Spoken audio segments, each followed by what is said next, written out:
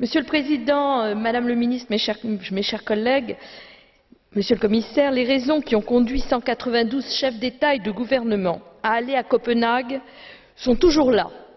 Et l'échec de Copenhague ne doit évidemment pas être une raison pour réduire nos ambitions. En revanche, nous avons indubitablement besoin de changer de stratégie. Nous avons besoin d'une nouvelle stratégie. Cette stratégie doit être ferme, elle doit être dynamique et elle doit être innovante. Elle doit être ferme d'abord puisque nous devons impérativement non seulement maintenir nos objectifs, mais les augmenter et aller jusqu'à 30% de réduction des émissions de gaz à effet de serre.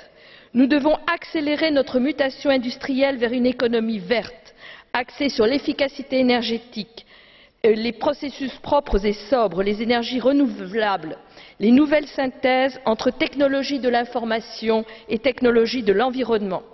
Car la bataille qui s'est engagée à Copenhague est celle également de l'industrie et des leaderships sur les industries du XXIe siècle.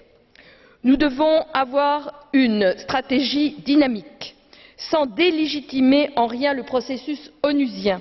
Nous devons prendre des initiatives vis-à-vis des États-Unis et vis-à-vis de la Chine, de manière à pouvoir mettre en place ce qui pourra servir de base à un accord pour Mexico. Nous ne devons pas laisser s'établir le G2 tel que nous l'avons vu fonctionner, mais bien nous insérer dans ce processus, et cela ne sera possible que pour autant que nous ne parlerons que d'une seule voix.